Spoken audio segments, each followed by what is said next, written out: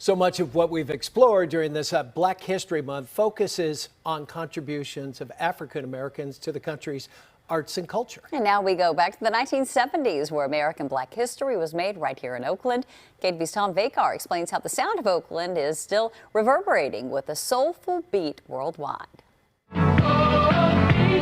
Once upon a dream, the dream came true, and it was Soul Beat on Oakland Public Access TV. This is the ending of the show. We're almost up out of here. For 25 years, from 1978 to 2003, Soul Beat was a 24/7 Black-owned public access TV network founded by Chuck Johnson, who passed away in 2004. But we managed to keep our belts pulled in, and we were able to make it 23 years. We were 23 years as of February the 4th. Soul Beat, based in Oakland, was the first music video network in the nation.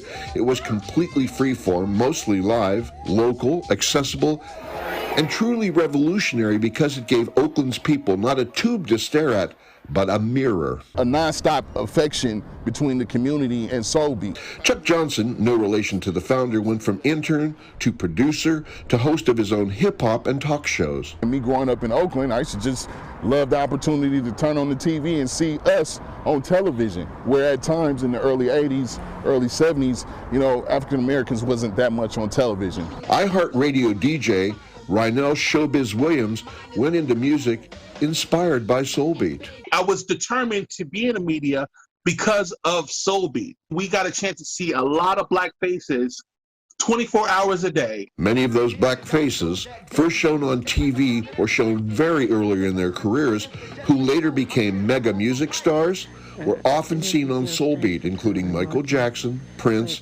MC Hammer, Too Short, and Vogue, Digital Underground, Tupac Shakur. Whenever they came to the Bay Area, they had to knock on Soul Beat's door. So many, songs, broke on Soul Beat. Billy Jam, an Irish immigrant, had a 4-hour hip-hop show every Saturday in the early 90s. It was playing all of this Black music that got no exposure, but more importantly, it was also focusing on local artists, and even more importantly than that, it was doing community things. So many politicians that spoke to the community and got voted into office because they came to speak on Soul Beat and speak to Mr. Johnson. Soul Beat worked because many small local Black-owned businesses found a way to buy some ads and became famous in their own right. We saw Black-owned businesses left and right that promoted on Soul Beat.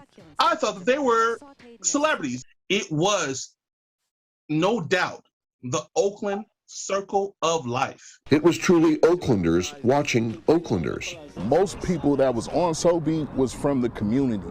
So it was always that you might have saw your auntie, you might have saw your uncle, you might have saw your cousin. Soul Beat just showed the beauty of Black faces, Black-owned businesses, Black talent in one small city. Soul Beat also had a news director, Chauncey Bailey, who was later gunned down in 2007 by a crime syndicate that he was investigating as editor-in-chief of the Oakland Post. It was not just a music video station, it was a total 24-hour lifestyle.